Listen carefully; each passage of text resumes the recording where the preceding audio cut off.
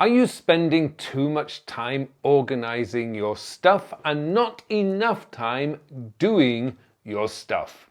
That's a question that I keep asking myself every time I review my systems. How much time do I spend each day organizing my stuff? Now, if you're familiar with my COD course, that's Collect, Organize and Do, you'll know that there are three components to this. There's collecting, there's organizing, and there's doing the work.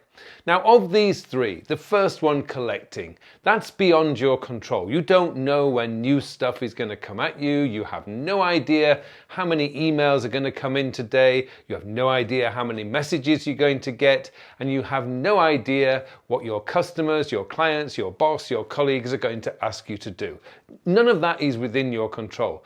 Collecting is just an ongoing thing. Now, part of the COD course, which is completely free, details below, is to make sure that you have a ubiquitous collection tool, UCT.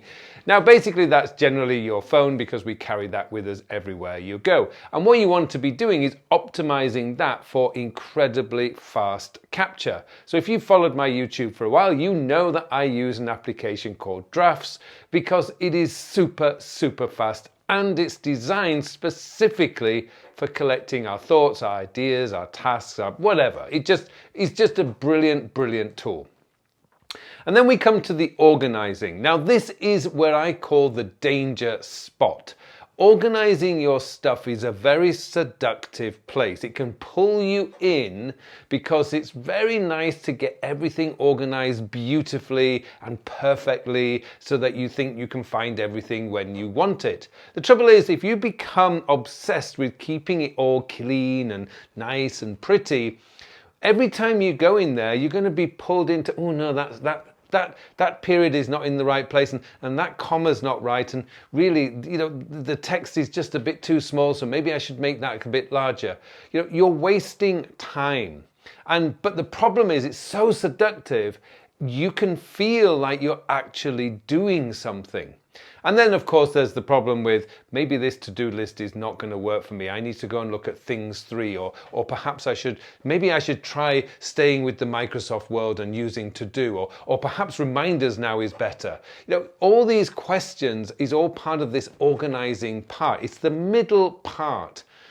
And the problem there is, the more time you spend in that area, the less time you have for doing the actual work. The work that once done will give you time to do all the things that you want to do, such as your hobbies, spending more time with your family, going out and playing cricket with your kids, or maybe going swimming with your family. And then of course the final part of COD is doing the work. And this is what it's really all about. You collect stuff, you organize it by asking just a few simple questions like, what is it? What do I need to do? When am I going to do it? And then you do it. You actually get on and do the work. Now, the more time you spend in that doing area, the more time you are going to have for all the things that you always wanted time to do. Now, one of the concepts that I used in my early days when I was trying to get away from spending too much time in organizing was to limit the amount of time I would allow myself to actually spend organizing. Now, what I meant by that was I looked at terms of percentages. Now, as I mentioned, you can't do anything about collecting because that's just an ongoing thing. It's basically 24/7. But in the organizing part versus doing, what would be the percentages? Now, initially I arrived at a number of, 90% of the time I want to be spent doing, and 10% of the time I want to be organizing.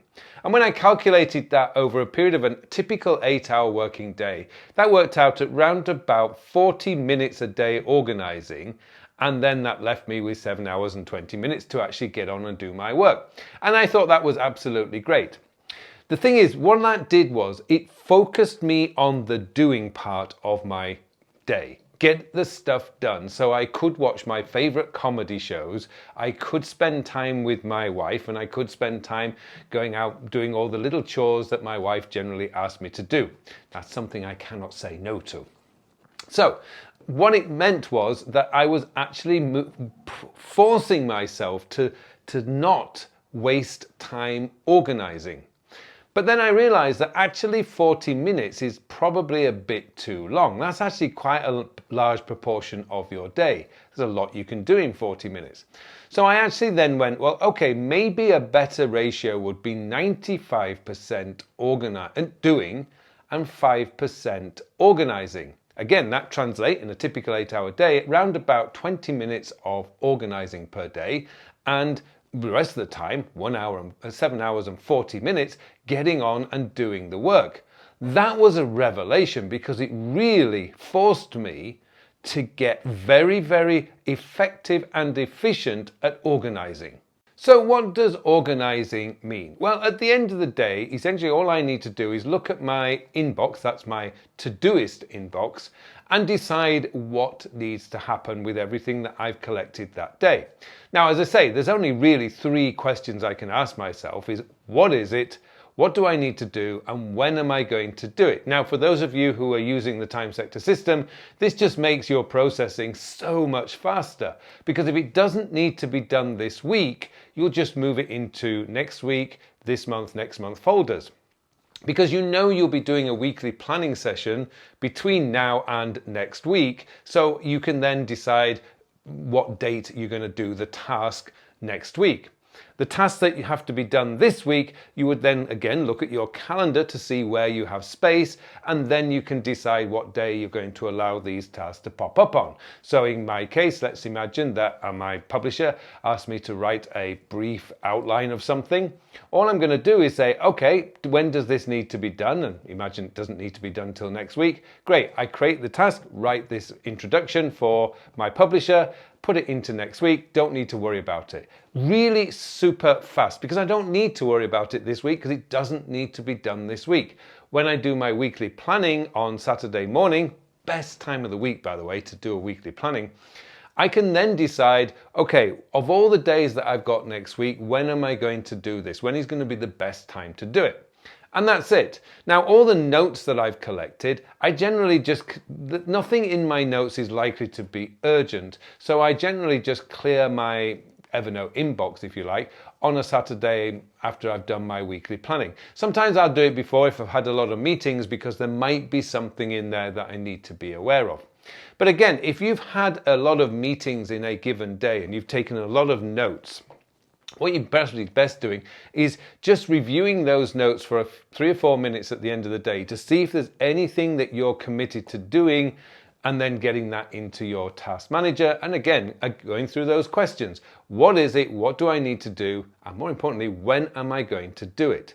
But all this does not take a lot of time. Now, the final part of this is really the daily planning. What do I need to do tomorrow, and where are my appointments? And again, all you need to do is open up your calendar. That's going to give you the truth. The calendar does not lie to you. It always tells you the truth.